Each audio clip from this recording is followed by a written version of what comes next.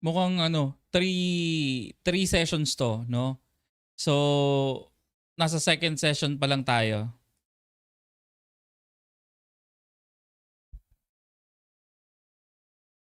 Nasa second session pa lang tayo, tapos mamaya, may pang third session pa. So, medyo matagal-tagal to.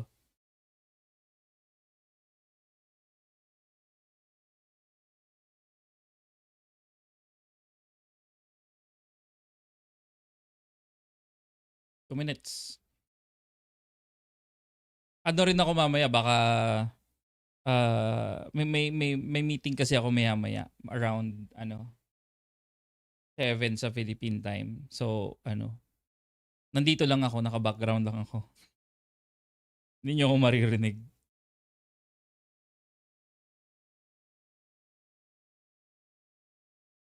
May break eh. Alam ko may break sila every 30 minutes.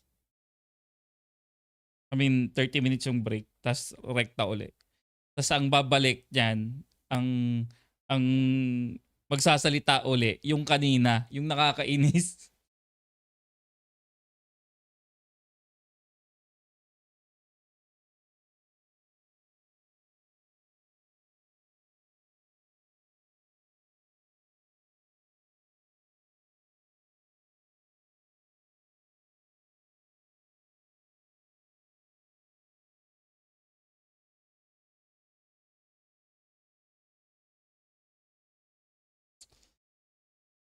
Yung time sa schedule, natin ha. Ito is 20:55. So around alas 9, alas 10 ganon. Kasi oras ko to eh, 17:55 eh. So right now, 28:09, alas 10 Philippine time. Hanggang ano to, puyatan? Pucha. Wag naman sana puyatan.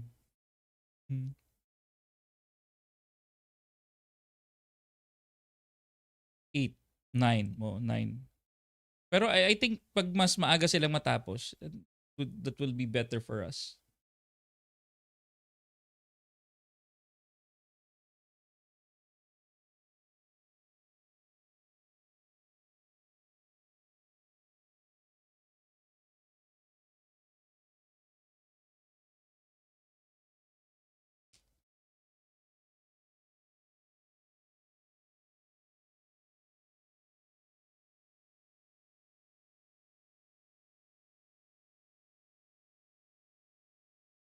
Ano nga pala no, wag kayong mag-alala, no holds barred tayo ngayon, no. So, dun sa mga napipi ko na asar, you may do so. Pero syempre, hindi naman lahat kasi papasok yung mga mura ganon. May mga mafi-filter at mafi-filter out diyan. So, ganon.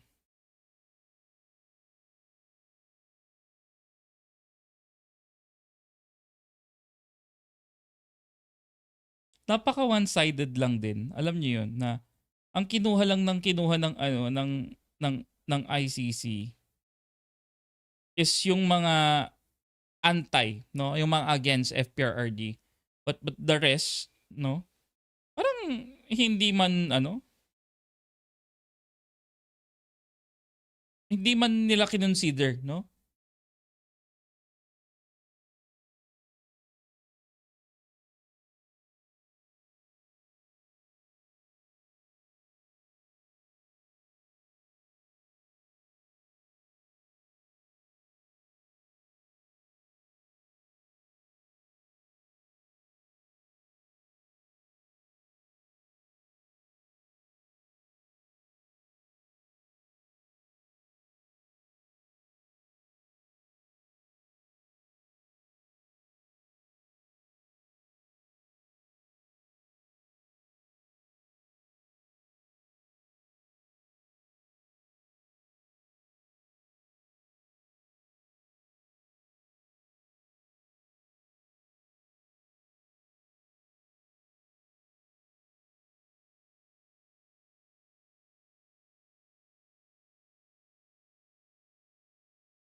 Well, yung mga local lawyers natin, ano lang naman din sila doon eh. As per as per si ano at ay dito si attorney Panelo, nandun lang sila para manood. Hindi sila pwedeng makialam dun sa loob.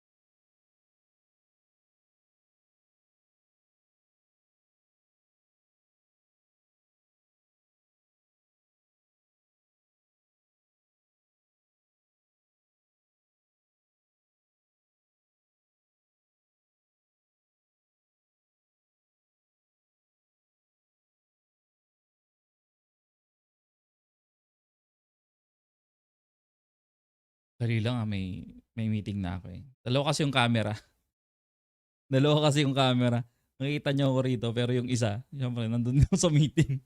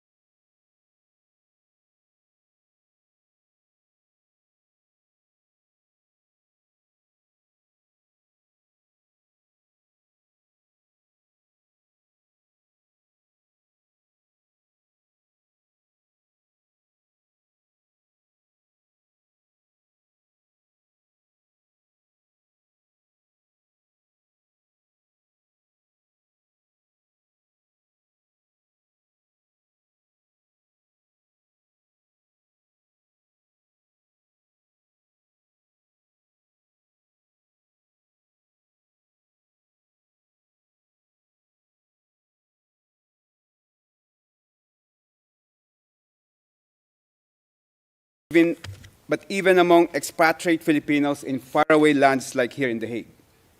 When we reported to the victims that we, their external legal representatives, feel like fugitives who avoid our own countrymen here in The Hague because chances are they are Duterte clones, they expressed their utmost concern that if we, their lawyers, feel threatened by mini Dutertes in a foreign country, we should imagine the far more intense fear they live with every day in their communities teeming with mini Dutertes.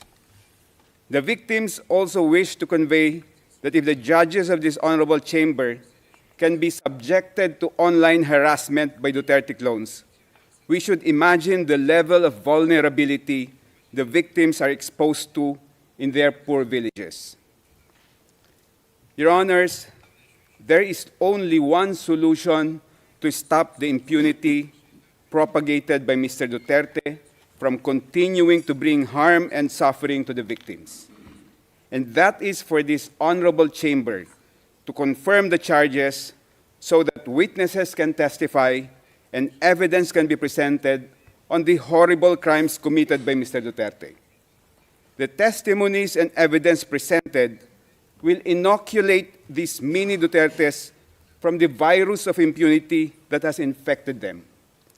When they will see and hear the utter cruelty, the sheer brutality, in other words, the brazen inhumanity of the crimes committed by Mr. Duterte, and the humanity of those whose lives were violently taken, it will rekindle the embers of humanity that still remain in their hearts. Many of these mini Dutertes or Duterte clones are actually victims of massive doses of fake news widely circulated online. They need to be vaccinated with the truth, and the truth vaccine can only come from the testimonies of victims and evidence presented in a trial before this court. Truth is the antidote to the virus of impunity, Your Honors. The victims dread a future where charges are not confirmed in this case. It will mean that the virus of impunity will continue to spread and infect many more. Victims fear that Duterte clones will become an even bigger group that can elect another apostle of impunity as the Philippines' next leader. If that happens, an even more serious condition of impunity can take place in the Philippines, possibly worse than the orgy of violence that happened from 2011 to 2019, and this time there will be no ICC to run to for assistance and help. The victims humbly beseech this honorable chamber to reaffirm the two crucial objectives of the ICC identified in the preamble of the Rome Statute. First, to prosecute and punish the most serious crimes that deeply shock the conscience of humanity. And second, to put an end to impunity and to contribute to the prevention of crimes of unimaginable atrocities. If this chamber confirms the charges, this court will achieve its first objective of prosecuting and, if convicted, punishing Mr. Duterte for the unspeakable crimes he is charged with. But achieving the first objective will not automatically make this court attain its second objective. Merely putting forward the evidence gathered and the theory of liability of the prosecution will not necessarily resolve the second objective. This court should allow victims to testify, and the record of the proceedings must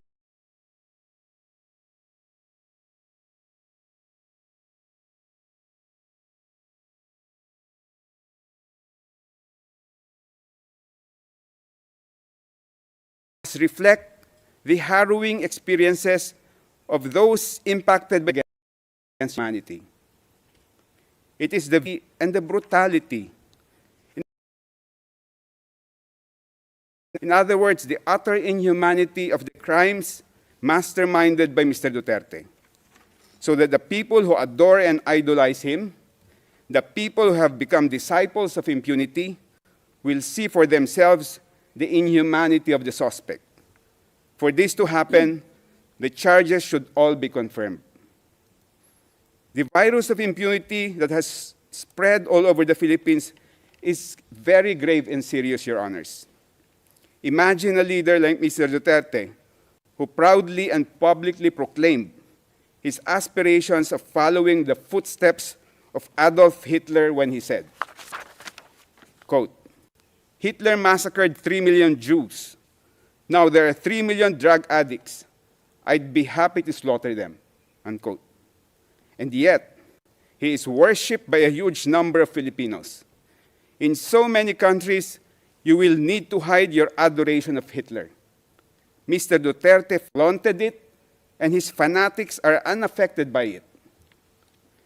Mr. Duterte has pronounced so many other horrible declarations meant to promote and encourage impunity, as it will be detailed tomorrow by my colleagues. And yet, he is idolized by a multitude of Filipinos.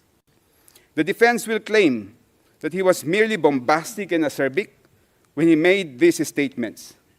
But if he were merely being pompous and flippant, the people who were killed should be alive and laughing today at his supposed pranks and stunts.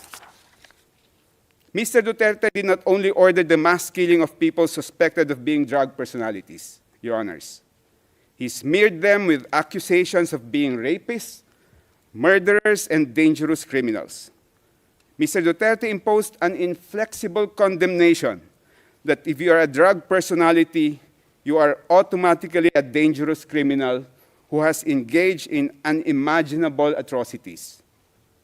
The families of those killed did not only suffer the loss of a loved one, their families were even disgraced with being associated with a rapist, murderer, or dangerous criminal. Even after their loved ones were murdered, many families were subjected to deplorable injustices. Instead of gunshot wounds as cause of death in their death certificates, families were shocked to see pneumonia, heart attack, stroke, sepsis, and other false causes of death that were instead written down. Other families were charged substantial amounts. Some the impoverished families could not afford, just to retrieve the bodies of their loved ones from the funeral parlor who were suspected by the families of being in cahoots with the police officers. Some family members were even arrested and imprisoned by police officers on false charges and for the purpose of preventing them from complaining. In one particular incident, Your Honors, a young man and his common-law wife were sleeping in their shanty when men in civilian clothes knocked down the door to their house. The men dragged the wife out of the room. The husband was already surrendering, and he even started to strip naked to show he had no drugs or firearm on his body. He said in the Filipino language, "Sir, malinis po ako, maghuhubad ako, sir." Translation in English, "Sir, I am clean. I will strip naked, sir." Still without mercy, the men shot and killed him. After killing the husband, they arrested the wife and accused her with falsified and non-bailable charges. When the deceased mother and cousin went to the police station to find out what happened to the young man, because they were not in the scene of the crime when it happened, the two were also summarily arrested and charged with fabricated crimes.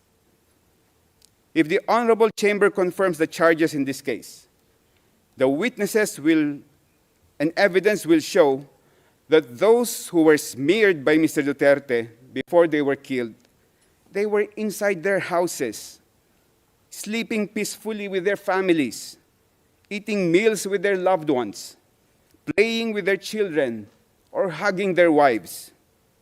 Others were merely walking along the street, having snacks at the roadside eatery, or plying the road, earning a poor man's living. They were all doing ordinary, peaceful, and plain human activities. Confirming the charges will restore the dignity of those who were killed and the honor of their families. The prejudice suffered by the families of those killed did not begin and end with the killings of their loved ones. Each killing set off a chain reaction that is continuously churning out a daily crucible of harm, damage, and loss. By masterminding the mass murder of mere suspects, Mr. Duterte has brought irreparable and endless harm to the families. An overwhelming majority of those killed were the sole breadwinners of poor families. These families were dependent on each day's wage for their daily sustenance. They were hand-to-mouth families. With the death of their breadwinners, the widowed spouses, a majority of whom are women, have had to take on the roles of two parents.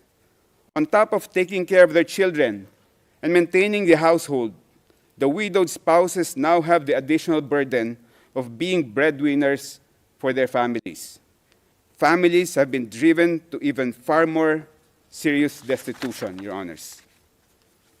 The damage to the children is immeasurable. Their development and upbringing have been permanently compromised. They have been walking through life with one missing parental limb.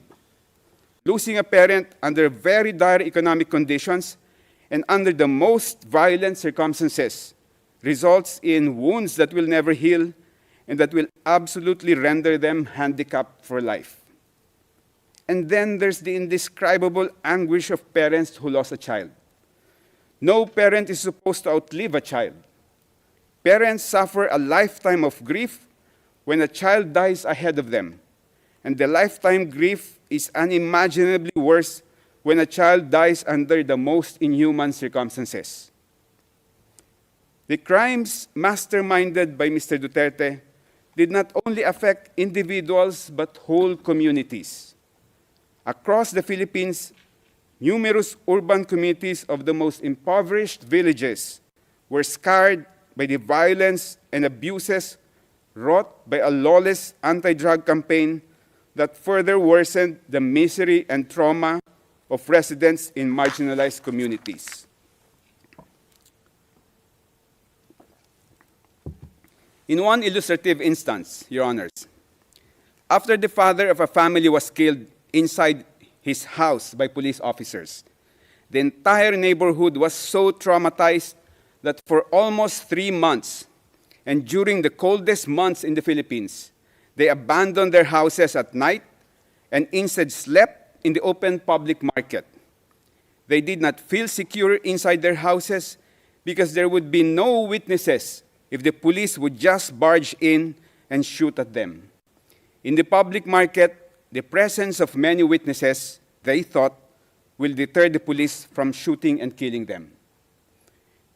It is also the victim's view, Your Honors, that the charges should be confirmed because the resulting presentation of witnesses and evidence during the trial will force police and other law enforcement officers to confront the brazen depravity of the killing of civilians that they either personally committed or allowed to be committed during the Duterte reign of terror. In one operation, the police summarily killed 3 men, 2 brothers and 1 friend, in the very early morning. The police declared that the 3 were nanlaban. They fought back. But the neighbors saw otherwise. The whole neighborhood was so horrified at the macabre treatment of one of the fatalities. The bullet-ridden body of one of the 3 men was brought out from the 2nd floor window and dropped to the ground because the police could not bring the body out through the doorway. When the body hit the ground, the neighbors recoiled at hearing the body emit a cry, "Aray!" Translation in English, "Ouch!" The man was still alive when his body was thrown to the ground, and the police just left him to bleed to death. The trial will hold a mirror to the police force and compel them to see how they were turned into executioners and assassins, and their organization transformed into a gigantic criminal organization or turned into a killing machine by Mr. Duterte. The Philippine National Police and the drug enforcement agencies have not made any initiative to purify the corrupted minds of their officers and personnel to our knowledge. The trial in this case will be a tremendous teaching opportunity that can work to rectify the warped and depraved minds of Philippine security officers. The charges need to be confirmed, Your Honors, for the sake of the entire country, which has been desensitized or made numb by the massive incidents of impunity and the glorification of impunity promoted by Mr. Duterte. The whole Philippines needs to know the real story during those bloody years. There has been no opportunity for the entire country to really find out the whole truth of what happened. It has been hush-hush, tidbits of sporadic news, and always drowned out by trolls who mass produce and broadcast false, fake, and fabricated news. The victims also attach a very important historical significance to this case. If the Chamber confirms the charges, the trial proceedings will produce a historical record of the most bloody period of post-war Philippine history, a duty that the Philippine justice system has refused to perform. The historical account on the mass murder of so many Filipinos during the Duterte regime needs to be accessible to our future generations, just like the Nuremberg trials and the Tokyo trials, so that they will learn from it and not repeat the same mistake of selecting and glorifying leaders who preach and practice impunity. The prosecution has presented 78 instances of murder and attempted murder, clarifying that these incidents are only representatives of the extent of the crimes committed against thousands of civilians, Your Honors. The victims beseech the Honorable Chamber to remember that Mr. Duterte's bloody rule, both in Davao City and nationwide, resulted in as many as 30,000 victims of killings, more than 300,000 victims of arbitrary imprisonment, and unaccounted numbers of victims of torture, sexual assault, and other forms of crimes against humanity. For many families in the Philippines, the charges brought for confirmation in these proceedings represent only a fraction of the reality the victims have endured. The victims beseech the Honorable Chamber to remember the hundreds of thousands of victims are banking on vicarious justice from this case. Finally, Your Honors. Excuse me, Counsel, you have 5 minutes left. Thank you. Finally, Your Honors, the victims wish to humbly underline that what is ultimately at stake in these proceedings is the supreme of all forms of human rights, the right to life. The right to life is the very foundation of every civilized society. The ancestors of every nation fought against invaders, colonizers, despotic monarchs, and fascist leaders in order to secure the right to life of their families, their communities, and the future generations. The heroes of every country sacrificed their lives to defend the right to life of their people.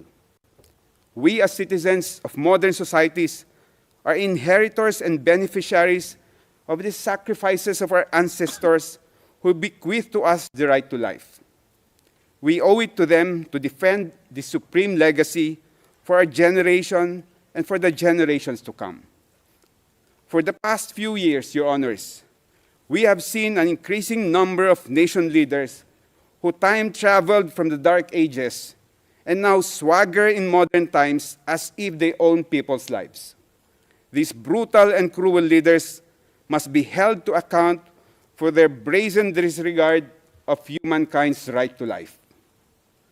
Our ancestors fought in the battlefield to secure a right to life. In these modern times, the battleground for the fight to protect our right to life is within the four walls of this honorable court. May the God of life, the God of humanity, guide the honorable members of this chamber. Thank you, Your Honors. Merci beaucoup, Maître. Judge Motok. Thank you very much, Counsel Butuyan. Now over to the defence. Mr. Kaufman, please. And I thank Mr. Butuyan for his intervention. But I feel that I ought to remind him that this is a court of law which decides matters on the basis of evidence, not on the basis of political demagoguery, and not on the basis of a desire to effect regime change despite the democratic will. And certainly not on the basis of statements made by Ombudsman Jesus Crispin Remulla, who professed that domestic justice will be denied, according to Mr. Butuyan, because of the lack of forensic reports and police reports. Now, I don't know which case Mr. Butuyan's metaphorical ship sailed into, but he clearly hasn't read the evidence.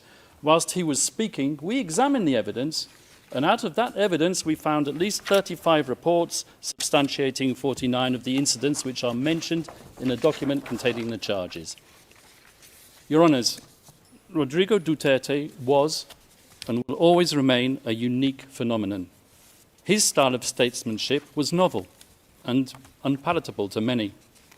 His expletives and hyperbole grated, while his honesty and wild popularity irritated. He spoke openly, from the heart, sincerely and truthfully. And what a contrast between him and his successor in the Malacanang. For President Rudy, his word was his word, and the people knew it. For President Bong Bong, his word is for the wind, and the people will not forget it. Let me remind everyone of the letter which President Ferdinand Marcos Jr. signed, it's on the screen, and in which he gave a cast-iron undertaking that his government, and I quote, will not assist the ICC in any way, shape or form. Well, as we know, he failed to keep that promise. Rodrigo Duterte was unconstitutional and unceremoniously hauled off to The Hague. And when called upon to defend his master's actions and the said letter at a Senate committee hearing, the then Secretary for Justice, once again Mr. Jesus Crispin Remulla, persisted with the same dishonest theme. And I quote his words, "We did not assist the ICC. We continue with the very tenor of the letter that we did not assist the ICC and we did not have any contact with them." So he said, but with a document emanating from the prosecution team opposite and disclosed to us a mere week ago, not as information material to the preparation of our defence, but as exonerating evidence, we can now substantiate what we have suspected for a long time. The document comprises a transcript of a telephone call covertly recorded between 4 parties who cannot be mentioned in public, and one of these parties was boasting about how he was acting as the silent partner of President BBM, managing a scheme to funnel witnesses to this court while all the time ensuring that he could guarantee President BBM's plausible deniability. So it is indeed the defence case that President Ferdinand Marcos Jr. set out to neutralise Rodrigo Duterte and his legacy. Yes, Mr. Deputy Prosecutor, I used that legendary word, neutralise, so central and so essential to your case theory, because you know just as well as me that I'm using the term metaphorically. And now I turn to the substance of the charges, but before I do, a word or two about the geopolitical context. The scourge of illegal narcotics is not unique to the Philippines. As we all know, it afflicts Latin America, where I can name 3 countries where the death rate at the hands of vigilantes and law enforcement agents per capita population is higher than it ever was under Duterte. And as you should know, and you will hear from the prosecution, at any rate, the Philippines as a country is uniquely positioned to act as a transit hub for the trafficking of narcotics emanating from the cartels in China. And with or without Duterte, so we argue, the death rate would have kept on rising. Indeed, as we will prove with statistics and reports, the death rate flowing from narcotics-related crime actually increased after Rodrigo Duterte left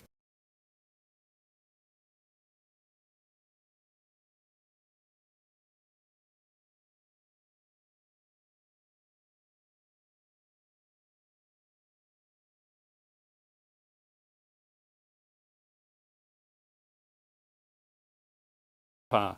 And where, I ask you, has the International Criminal Court been seen that Rodrigo did anything the totally lawful Duterte campaign against illegal drugs and their suppliers took place when his administration was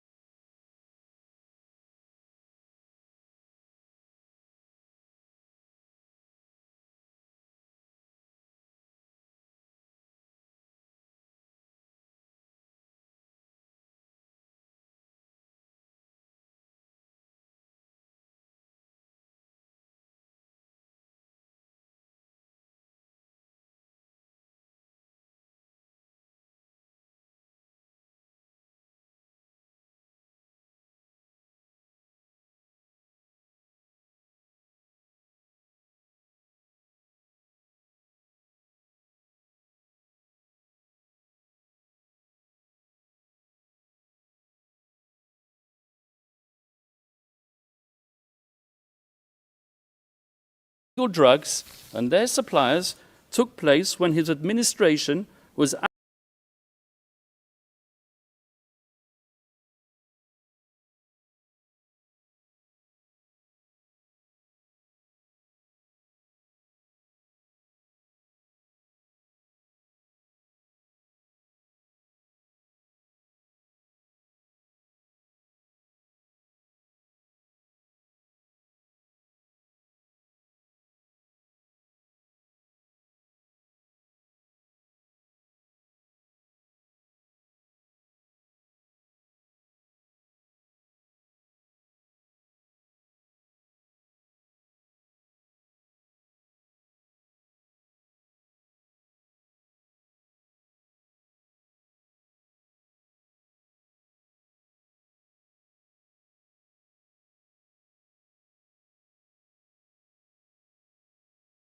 Kabotahe, bakit nung si Kaufman na ganyan? Ano ba naman to?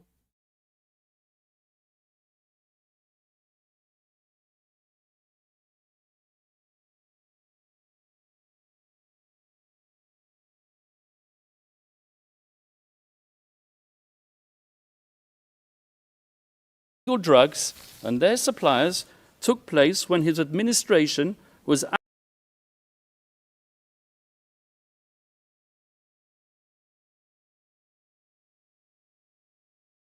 Sa kanila talaga.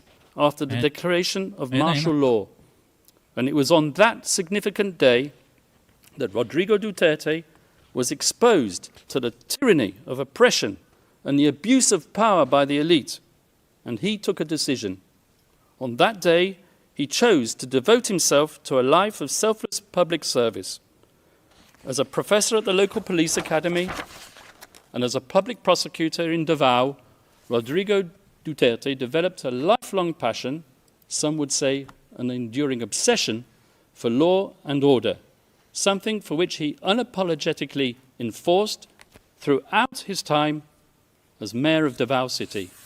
Not, as the prosecution say, through sowing murder and mayhem, but through winning the love, respect and admiration of his fellow citizens, the very same citizens who continued to re-elect him time after time, term after term, on no less than 7 occasions over more than 2 decades.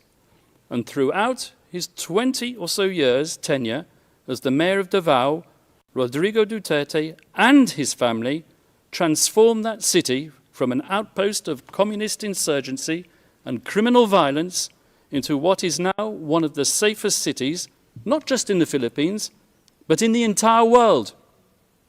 This was indeed the so-called Davao model, which the prosecution wants to persuade you was code for unbridled criminal violence. And this was the type of leader that the Filipino nation wanted in 2016. So, Rodrigo Duterte was elected into power not in spite of, but specifically because of his firm and uncompromising commitment to upholding law and order. And after his election as president, Rodrigo Duterte remained a man of the people without seeking to patronize the people. Gung-ho in his ways and with a belligerent tone, he spoke the tough tongue of the street, not the dissembling discourse of international diplomacy. He said what the people wanted to hear, but he said it in a way that offended sensibilities of world leaders unaccustomed to hearing it, one in particular, and that was what set him on the slippery slope to a prison cell in The Hague. And let me tell you how it works. It starts with the media, controlled by the powerful and the politically influential. With a sensational headline and a twisted editorial slant, the moguls sell their papers while promoting the partisan agenda of their backers in power. They highlight the salacious content while ignoring the true context, because that is what captivates the reader. And so it was with Rodrigo Duterte, whose speeches were fertile fodder for his enemies and detractors. A man whose hyperbole, bluster and rhetoric, once published, became a natural target for privately funded NGOs and human rights activists, a loose collective more commonly known as civil society. These people descended upon the Philippines to advance an agenda even more lacking in objectivity than that of the media. And heavily funded by tycoons with even grander designs, they print their glossy reports, replete with iconic photographic images of grieving families and dead bodies in rain-swept, nighttime crime scenes, all dramatically illuminated with the fluorescent glow of neon. Images carefully crafted to shock the conscience and to sway the emotions, and, I may say, to be used by the prosecutor when they don't even relate to the charges. And they gave their slick reports bold titles lifted straight out of a James Bond movie, such as License to Kill, One Shot to the Head, You Can Die Any Time, or simply, They Just Kill. The photographers are fated and their shots exhibited as art all over the world, and the brave journalists who act as their sources win awards and Nobel Prizes. And slowly but surely, their narrative becomes the sacred, unchallengeable, and unshakable truth. And so the pressure builds up, and the academics who haunt the corridors of the progressive left law faculties far away in the United States tweet their research and publish their articles pontificating about crimes against humanity, systematic attacks against the civilian population, and they point their finger at one man alone, and bandy about slogans such as accountability and the prevention of impunity.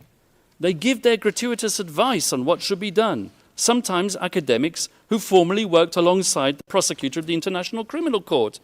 Communications and complaints are filed, and the rest, as they say, is history. In any event, we're not gathered here today to judge a man on the basis of his coarse attitude or his vulgar language. This court has convened a confirmation hearing to verify whether substantial grounds exist to believe that Rodrigo Duterte, the people's president, together with various so-called co-perpetrators, over the years of his governance, devised a criminal policy of wholesale and wanton murder. And since we are in a court of law, it is worth stressing, although I should not have to, cases are decided on the basis of evidence, not supposition, not rumor, not spicy gossip, and certainly not on the basis of political rhetoric and bluster. Because at the end of the day, were it not for those belligerent and controversial speeches, there would have been no impetus to bring the people's president to The Hague. And when the prosecution's evidence is examined, I would ask you to keep an open mind and to question not just whether that evidence has been selectively presented, but whether there exists evidence which the prosecution has failed to produce. And I say this with justifiable cause, particularly with respect to the Duterte rhetoric. As we will prove during the substantive part of our submissions, the notorious speeches on which the prosecution relies have been cherry-picked to suit its narrative while ignoring the many other speeches when the former president tempered his bombastic language by clear reference to the principle of lawful self-defense. We, the defense, have read as many of these speeches as we can find. In fact, in our poky little office on the top floor of the furthest building away in this complex, we have a counter which ticks and ticks. And whenever we come across a speech which contradicts the prosecution's murder theory by reference to self-defense, we give a cheer, and the counter goes up once more, and we celebrate one more nail in the coffin of the prosecution's case theory. As the statistics stand as of today, in contrast to the 20 speeches on which the prosecution relies to prove incitement to kill, we have found 35 more which say the complete opposite. Let me give you 2 examples from the very speeches that the Deputy Prosecutor himself cited today. Let's refer first of all to the famous P.A.K.U speech, which the Deputy Prosecutor referred to. So, this is what the Deputy Prosecutor said. Those of you who are still sober, those who haven't tried illegal drugs, if you don't want to die or get hurt, don't rely on the priests, including human rights advocates. They won't be able to prevent deaths, and so it goes on. But if we look further on in the very same speech, something which maybe the Deputy Prosecutor didn't do, this is what he had to say. To our police officers and other officials, do your job, and you will have the unwavering support of the Office of the President. I will be with you all the way. Abuse your authority, and there will be hell to pay, for you will have become worse than criminality itself. Well, there you are. You have it straight in your face. P.A.K.U, exonerating evidence within what is claimed to be the prosecution incriminating evidence. I won't take up my time by showing you the second speech, but there is one. If I have time at the end, I will show it to you. So if you add to that another 10 speeches out of the 20 speeches on which the prosecution rely in its document containing the charges, after all, we are in a court of law and we rely on evidence. And what is the evidence that's produced of these speeches? 20 of them. 10 of them, I submit, and we will show this in the substantive part of our submissions, contain exonerating evidence which support the defense case theory.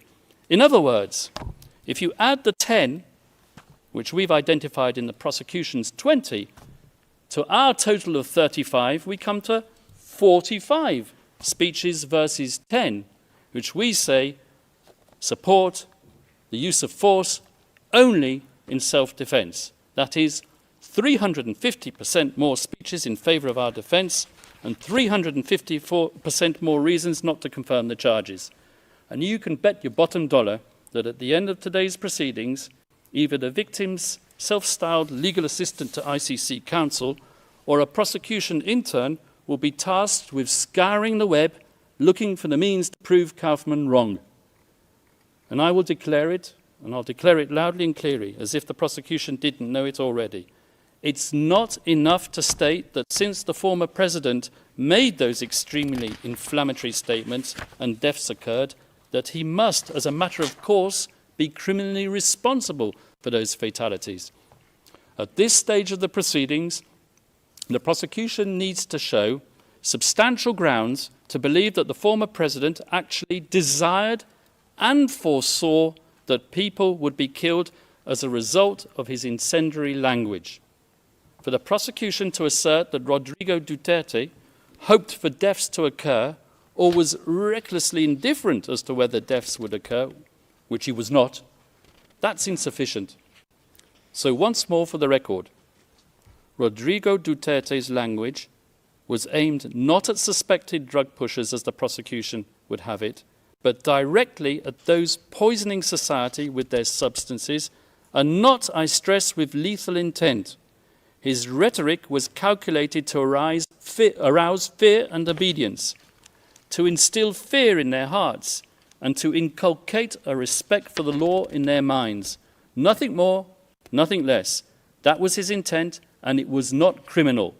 And as many of these drug pushers demanded to enter prison, I remember seeing the images on the television, lining up to surrender and to enter prison. Now, I challenge my colleagues opposite to prove otherwise, because as we all know, in a criminal process, the burden of proof is on the prosecution. They brought this case and they need to prove it. Rodrigo Duterte need not convince the world of anything, and that is to his fortunate advantage given his current medical condition. He stands behind his legacy resolutely, and he maintains his innocence absolutely. Now, I turn to the general fairness and objectivity of the investigation, which, as we all know, is meant to be an impartial evidence-gathering exercise. As an ex-prosecutor myself, I'm used to investigating agencies pursuing all reasonable lines of inquiry, assimilating all testimonies, and digesting all documentation and forensic evidence, recommending who to target for prosecution, but not so with this prosecution. When we, the defence, study the course of the investigation in this case, one thing is plain as a pikestaff.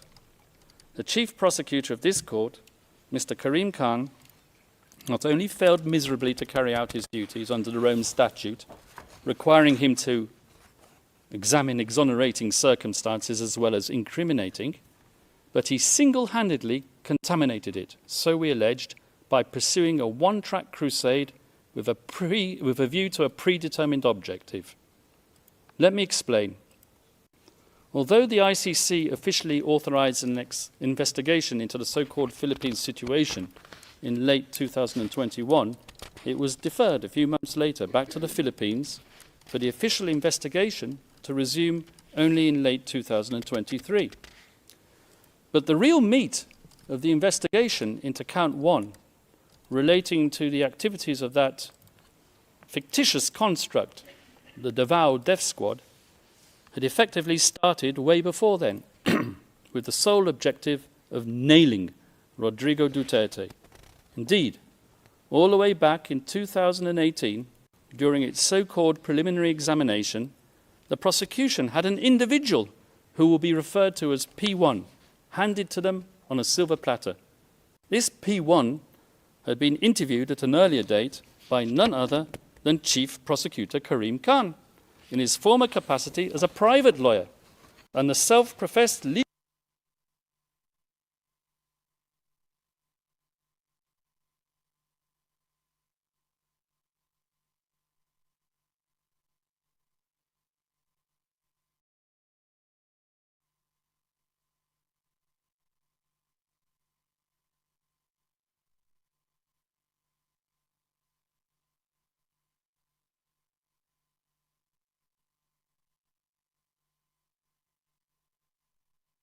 2021, with the sole objective of nailing Rodrigo Duterte.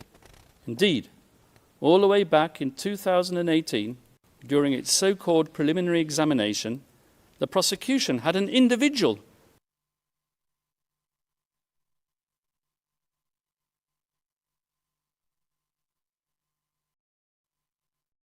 It was deferred a few months later back to the Philippines for the official investigation to resume only in late 2023.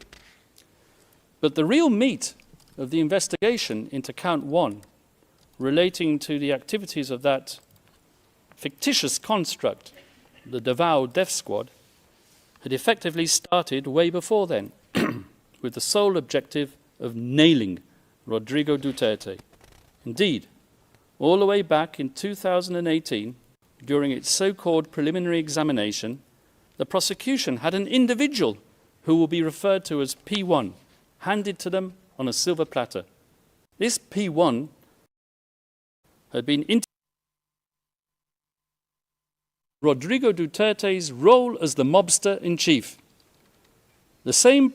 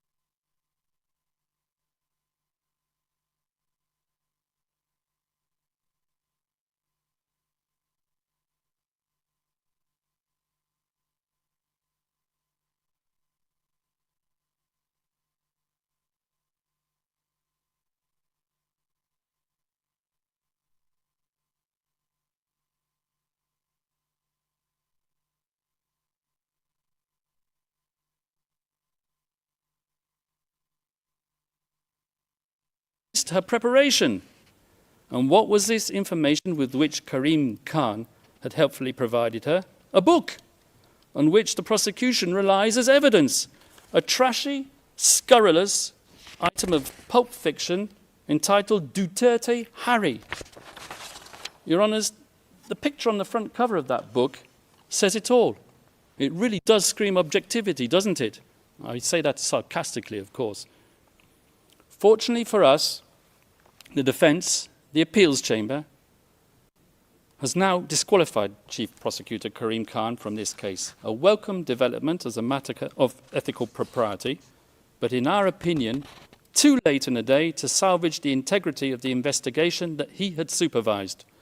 An investigation in the course of which he concealed his former role as the victim's counsel, who had deemed our client a suspected murderer as far back as 2018 and right up to the very day before this pre-trial chamber issued its arrest warrant. Your Honours, over the next few days, we hope to convince you of the wholly insufficient nature of the evidence against Rodrigo Duterte. We will show you that the paltry number of speeches on which the prosecution rely do not manifest criminal intent.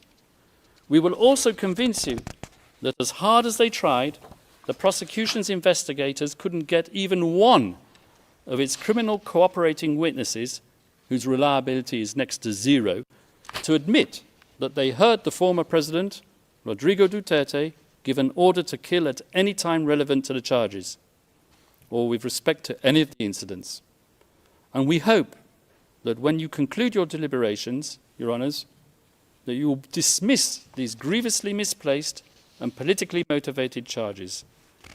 We will ask you to send Rodrigo Duterte back to his family, and we will ask you to give back to the Filipino people their tatay digong. Thank you, Your Honours. The presiding judge. Thank you very much, Mr. Kaufman. We shall now suspend.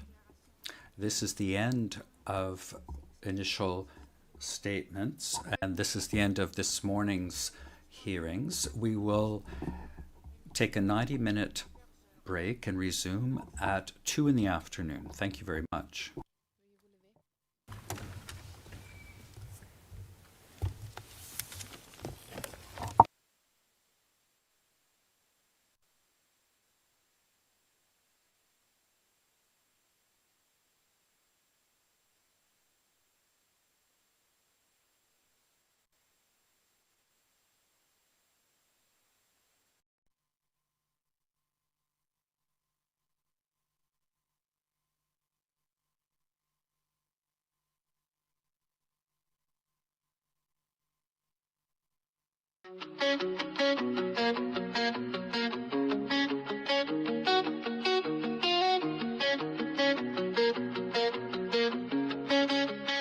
Sa simula't simula pa man, problema'y tila walang hanggan. Mga lider sa upuan, ang matay sa sarili lang. Pangako'y ubod ng tamis sa entablado, tila anghel. Pero pagkatapos ng halalan, na sana ang puso ng bayan. Pera ng bayan, nilulusta ilang nila. Sa bulsa't bangko'y di na mabilang. Kaya ang Pinas, walang